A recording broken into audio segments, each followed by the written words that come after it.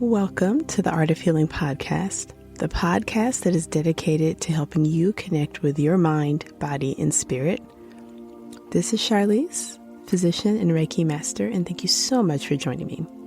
I would like to remind you that although I'm a physician, the information you receive in this podcast is for educational and entertainment purposes only.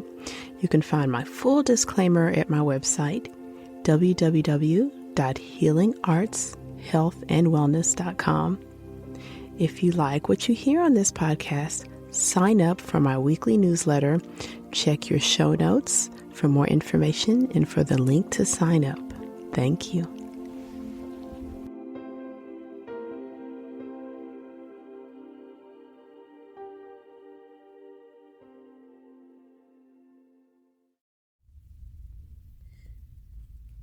Welcome back to the Art of Healing podcast. Today's topic, I'd like to cover the role of Reiki in healthcare and what I envision the role of Reiki can be in healthcare. I've been a practicing physician for 13 years and a Reiki practitioner for 5 years. The two topics are easy for me to discuss side by side because I've done them for so long, but I'm starting to understand as I'm discussing this more with other physicians, with nurses, with my friends and family, that how could an esoteric healing practice be weaved into modern healthcare? When I first learned Reiki, I intended it to be a hobby that I used only on myself. I never foresaw myself using it on others. I certainly didn't foresee myself doing it in any sort of professional capacity. And the first year or so of having been attuned to Reiki, I always enjoyed my self-treatments, and I used that as a way to help detox some of the stress of being in practice and from personal stress. It was not even my idea to start treating others. Actually, a very dear friend asked if she could come to me for Reiki, and I was very hesitant to even offer the treatment to others. But now I've been doing it, and I've treated several clients professionally, and it's wonderful. So one of the things that I've noticed over the years is that many of the individuals that are drawn to medicine, to healing, to hospitals or clinics, actually are quite empathic, whether they know it or not. Some are very aware of it and use this to their advantage when they're dealing with their patients and when they're treating others. But I also noticed that many individuals are not aware that they're empathic, and it ends up with that person overextending their healing ability and in some way making themselves sick. So a term that's occurred to me over the past several years is that most individuals working in healthcare, and when I say healthcare, I mean individuals working in the industry. So they may be working in dietary, doing meal preparation. They may be greeters at the door. They may be nurses. They may be physical therapists. But my observation is that most individuals that are drawn to healthcare are empaths, and they are unshielded. They are unshielded empaths, meaning they have a healing ability that allows them to attune to others and understand what others are feeling, even mimic their symptoms. But for a number of reasons, they've never learned any tools to help them cope with this or any sort of protective mechanism. And between the demands of an industry that's ever growing, with growing needs, growing demands, individuals that are getting sicker, we have a group of people that are empaths that are using their empathic ability to the point of self-abuse, which I believe is at the core of the burnout epidemic that was starting before the pandemic of the coronavirus. So knowing this, what's a good way to help these people? So many healthcare organizations are looking at all kinds of wellness things that they can provide. I know during the pandemic, a lot of hospitals started providing free memberships to mental health sites. And, of course, they would do things like discounted gym memberships and those kind of things.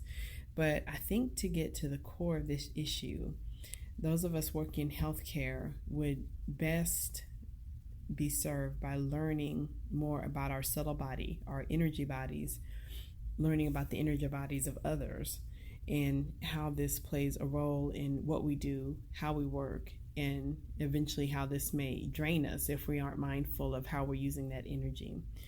So, I would like to see one of the first steps. I know this is happening to some extent, although I imagine this has probably been halted in many places because the pandemic has created a crisis in most hospitals. I would like to see modalities like Reiki become even more common. Many hospitals had adding healing touch, which is a form of energy medicine, and many have been instituting acupuncture. The reason I champion Reiki was because it's what I was trained in. But of all the energy modalities that I've learned about or experienced, Reiki is one of the most accessible. It's one of the easiest to learn. Once someone is trained to a certain level in Reiki, they can easily train others. There's no barriers. So I'm a firm believer that this is one way that we can help our people in healthcare the most. Even if they don't actually become attuned to Reiki, at least educating them on what the energy body is in addition to what their physical body is, I think we'll find that this serves our people and that they can become more aware of what they're experiencing. This is easier said than done, especially because in Western medicine, where we're traditionally trained, it is such a difficult topic when we bring up any sort of healing, any sort of treatment that doesn't have some sort of objective, something objective to it. Doesn't have a number, doesn't have an x-ray, doesn't have an imaging. So it's really going out on faith, which can be a lot to ask for many people. However, I think if we look at the history of modern medicine, I can definitely say during my 13 years of practice, some things we do in medicine exceptionally well, but there are a lot of things that we don't do very well. And I think if we don't address these, we're going to see our workforce in healthcare begin to dwindle.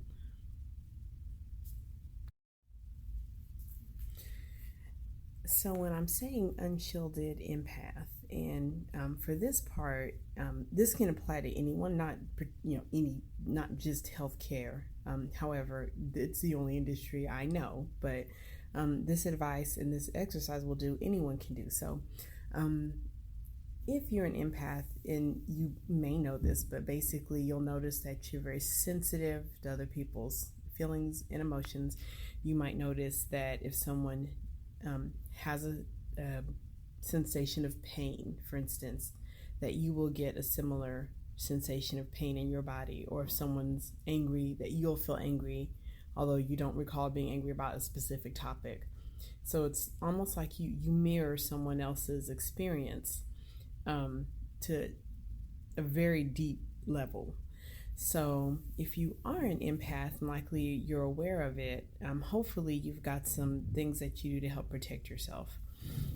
In healthcare, if you feel like you might be an empath and not aware of it, or you're unshielded, things you might be starting to notice are when it's time to start work, you might start to feel sick. If you work directly with patients, you may start to feel the symptoms that they tell you about, although you may be healthy. You may find that you become extremely drained throughout your day. It can get as bad as if you work one-on-one with patients, like you're a therapist or a physician, that you might have a certain type of patient that you dread seeing. And if you start to observe why you might not like seeing that patient, it may be because you're starting to experience the symptoms that they are. It's becoming unpleasant, and you find yourself wanting to avoid dealing with this person.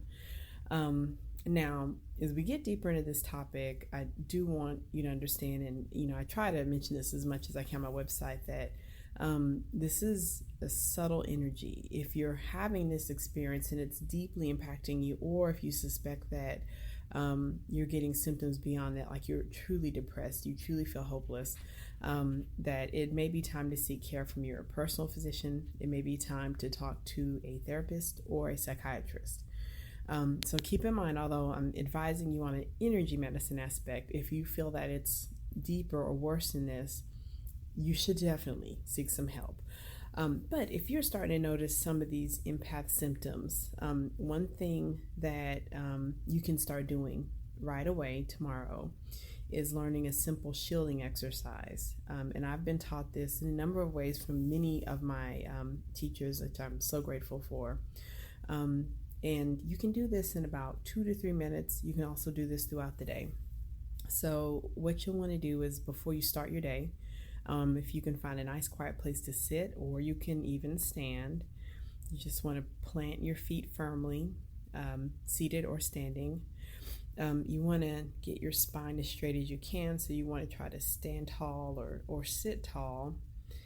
If you are in a place where you can let your eyes close, that's fine. But if you're not, if you in sort of a public environment, if you just want to have like a nice place you can sort of lay your eyes or pretend you're looking at your cell phone or something like that, then you want to take one giant deep breath in and exhale, and then taking another deep breath, then exhale out through your mouth.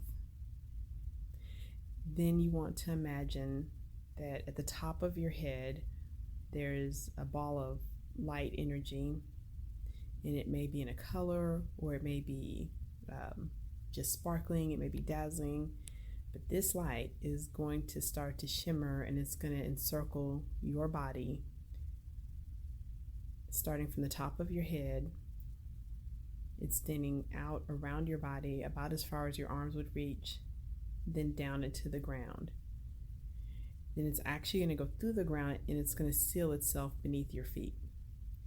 This shield is your energy shield, and you can do anything you need to do with it. But most importantly, what you can do with it is use this shield as a way to create an energy boundary, so that sensations, thoughts, feelings that don't serve you or might make you feel bad, you can block those out. You can actually send them another direction and send them back with love, or they can hit the shield and just slide down to the ground. And inside your shield, you're going to imagine that only goodness, only light, only health and healing is in your immediate presence. So you can actually do this in entire meditation. However, I wanted to cover it in this sort of real-time manner, because if you are working in healthcare, particularly now, I want you to be able to do this when you need to right away. So that's your shield. I hope that helps. At some point I'll try to record that a little bit more formally, but I wanted to introduce that idea. I also wanted to keep my listeners aware that on my site, healingartshealthandwellness.com, there will soon be a course, Reiki 1 for healthcare workers, that I will make available. I'm still working on it now. But if that's something that calls to you, or you want to dive deeper into a healing practice that you can do just for yourself, I am more than happy to provide this. I perform Reiki on myself daily without fail. Didn't always do that, but I do now, especially during this pandemic. And I think having some sort of healing you can do for yourself doesn't have to be Reiki. It can be anything. But I think that's your key to survival. So thank you so much for listening. Thank you so much for your attention and time. Let's please connect. Please visit my site if you have not already at healingartshealthandwellness.com, and have a good rest of your day. Thank you. Thank you so much for joining me for this episode of the Art of Healing podcast. Once again, this is Charlize. You can find out more about me at www.healingartshealthandwellness.com. Did you know I have a blog as well as online courses? Check your show notes to sign up for more information about Healing Arts Health and Wellness. Thank you. Please feel free to share this episode with your friends, family, and loved ones.